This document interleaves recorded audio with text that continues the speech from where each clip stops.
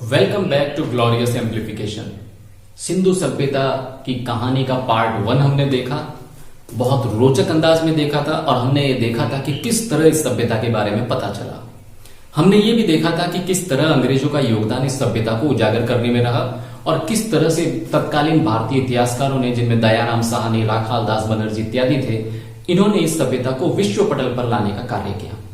अब आज हम इस कहानी को आगे बढ़ाएंगे और ये देखेंगे कि सिंधु सभ्यता के समय की राजनीतिक स्थिति कैसी थी, इनका समाज, धर्म, अर्थव्यवस्था किस तरह की थी, किस तरह की लिपि का इन्होंने प्रयोग किया, इनके जमाने में मूर्तियां और मोहरें किस तरह से बनती थी और अंत में इस विकसित सभ्यता का पतन कैसे हुआ। सबसे पहले हम देखते हैं कि सिंधु वासियों का राजनीतिक जीवन कैसा था, इनकी राजनीतिक स्थिति कैसी थी।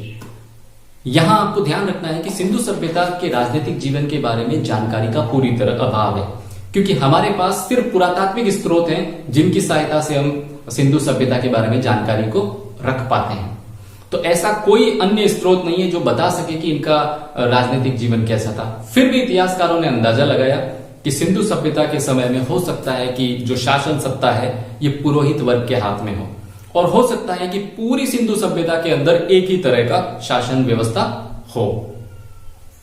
जब हम इनके समाज की तरफ आते हैं तो यहां थोड़ी सी जानकारी हमारे पास ज्यादा हो जाती है। सिंधु वासियों का समाज मात्र सत्तात्मक संयुक्त परिवार प्रथा वाला था।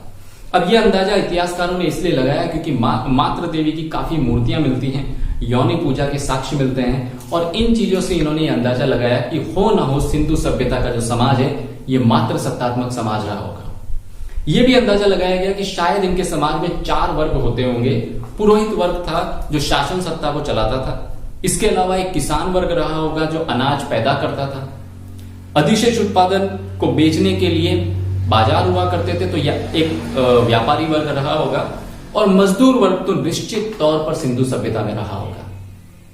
मात्र देवी की मूर्तियां सिंधु सभ्यता में बहुत ज्यादा मिलती हैं, और चूंकि हथियार नहीं मिले हैं तो इतिहासकारों ने और पुरातत्ववेत्ताओं ने यह अंदाजा लगाया कि सिंधु सभ्यता के जो निवासी थे वो शायद काफी ज्यादा शांति प्रिय थे और उन्हें हथियारों की जरूरत कभी महसूस ही नहीं हुई। जहां तक पुरुष और स्त्रियों के व्यक्तिगत जीवन का सवाल है तो दोनों ही, पुरुष और स्त्रियां, ये श्रृंगार भी किया करते थे और आभूषण भी पहना करते थे। ये पता इसलिए चलता है कि काफी ऐसी मिट्टी की, टेराकोटा की मूर्तियां मिली है जिसमें पुरुष और स्त्री दोनों को श्रृंगारिक रूप में दिखाया गया है, आभूषण पहने हुए दिखाया गया है। शाकाहार के साथ साथ सिंधु सभ्यता के निवासी मांसाहार भी करते थे। ये इसलिए पता चला क्योंकि वहां बहुत सारे जानवरों की हड्डियां मिली हैं, और इतिहासकारों ने अंदाजा लगाया है कि इन जानवरों का भक्षण सिंधु सभ्यता के निवासियों ने किया होगा। मनोरंजन के लिए ये लोग शतरंज खेला करते थे और मुर्गे की लड़ाई लड़ाया करते थे। ये मुर्गे की लड़ाई आज भी पाकिस्तान के कुछ इलाकों में प्रसिद्ध है।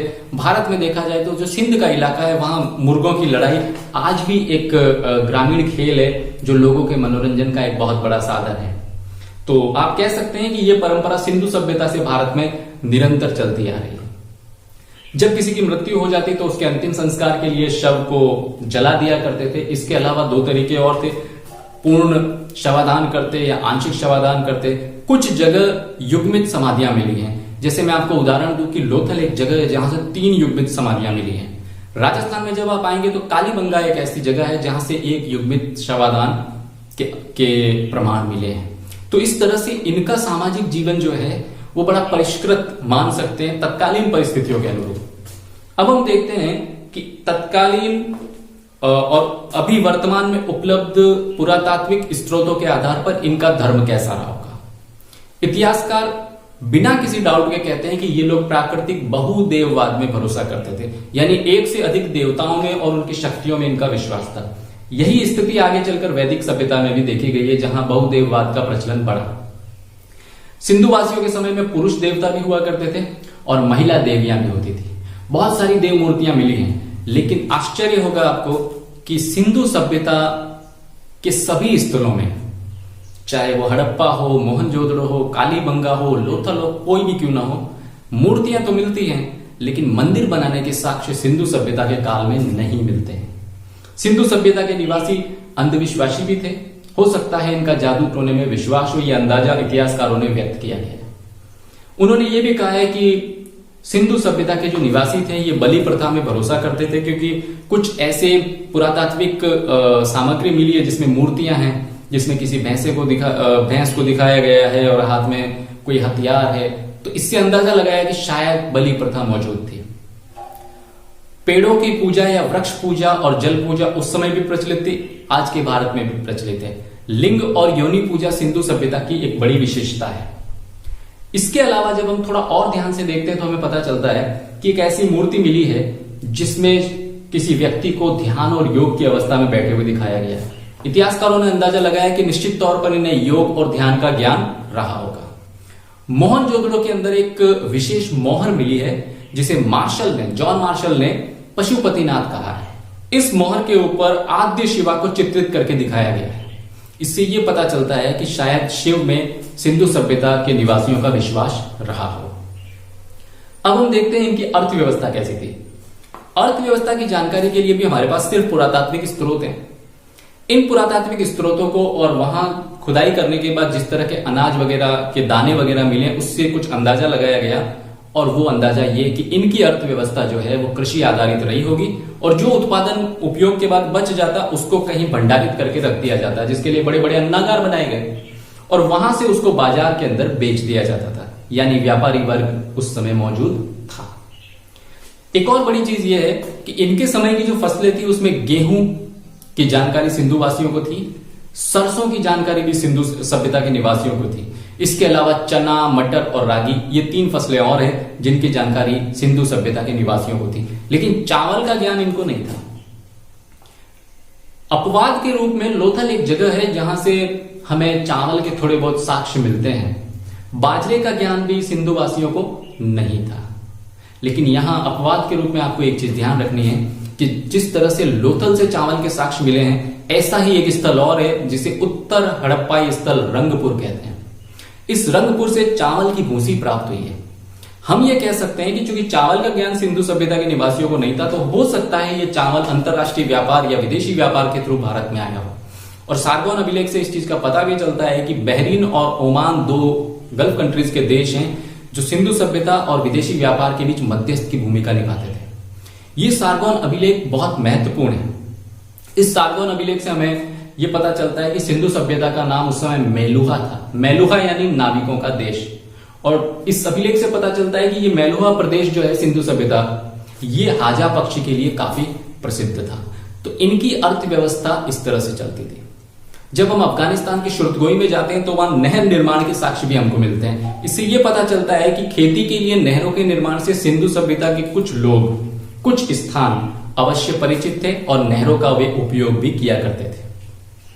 धौलावीरा में जब हम जाते हैं तो हमें पानी के बड़े बड़े जलाशय के प्रमाण मिलते हैं, जिससे यह पता चलता है कि पानी को स्टोर रखने का, या सीधे शब्दों में कहूं तो छोटे छोटे बांध बनाने की जानकारी या तालाब बनाने की जानकारी सिंधु सभ्यता के निवासियों को अवश्य थी। फिर थोड़ा और आगे जाएंगे, इनकी अर्थव्यवस्था पर दृष्टिपात करेंगे तो हमें कुछ चीजें बड़ी विशेष पता चलेगी। फॉर एग्जाम्पल आप एक चीज देखें कि सारगोन अभिलेख जो है ये कपास को सिंडन कहता है, और ये सिंडन शब्द सिंधु शब्द से काफी ज्यादा मैच करता है। तो हो सकता है कपास का उत्पादन यहीं होता हो और यहीं से पूरे विश्व को पता चला हो कि कपास नाम की कोई चीज है जिसे उन्होंने सिंडन कहकर बताया। थोड़ा सा आप और आगे जाएंगे कि अगर अर्थव्यवस्था इनकी थी तो उस समय लेन देन कैसे होता था। तो आप ध्यान रखें कि मुद्रा व्यवस्था उस समय नहीं थी, अप्रचलित थी। वस्तु विनिमय के रूप में ये लोग लेन देन करते थे। सिंधु वासियों को सोने का ज्ञान था, चांदी का ज्ञान था, ये तांबे और टीन को मिलाकर कासा बना लेते थे, लेकिन लोहे की जानकारी सिंधु वासियों को नहीं थी। पाकिस्तान में एक जगह है जिसका नाम है बालाकोट, और जब वहां उत्खनन किया गया तो पता चला कि वहां पर शंख निर्माण उद्योग या शंख उद्योग बहुत परिष्कृत अवस्था में था। तो इनकी अर्थव्यवस्था बहुत ज्यादा डाइवर्सिफाइड थी, बहुत ज्यादा वर्सेटाइल थी, हिंदी में कहूं तो बहुत ज्यादा बहुमुखी थी, और इनकी अर्थव्यवस्था तत्कालीन समय के हिसाब से विकसित थी। सिंधु सभ्यता की जो मोहरें मिली हैं उन पे कुछ लिपि लिखी हुई है। इतिहासकार आज तक उस लिपि को नहीं पढ़ पाए। उसे भाव चित्रात्मक लिपि कहते हैं, जिसमें करीब 400 के समथिंग भाव दे रखे हैं। कहा जाता है कि ये दाएं से बाएं लिखी जाती थी, और कुछ विद्वानों ने इसे गौमूत्राक्षर लिपि कहकर भी संबोधित किया है। ये प्रश्न भी परीक्षा में पूछा जा सकता है कि इसका दूसरा नाम क्या है। मोहरें किसी व्यक्ति की प्रतीक थी और गुणवत्ता की प्रतीक थी। मोहर लगाकर जब कोई सामान भेजा जाता था तो सामने वाले को पता चलता था ये वस्तु किस व्यक्ति की है और इस वस्तु की गुणवत्ता कैसी है। मूर्तियां 3 तरह की मिली है, पत्थर की मूर्तियां हैं, धातु की मूर्तियां हैं और मिट्टी या टेराकोटा की मूर्तियां हैं। मातृ देवी की जितनी मूर्तियां मिली है, बहुसंख्यक आप कह लीजिए, वो तमाम मूर्तियां टेराकोटा या मिट्टी की बनी हुई है। इसके अलावा मोहनजोदड़ो है, मोहनजोदड़ो से हमें धातु की नर्तकी की मूर्ति मिली है। दाइमाबाद एक जगह है जहां से धातु का रथ भी मिला है, लेकिन टेराकोटा या मिट्टी की मूर्तियां सर्वाधिक मिली है।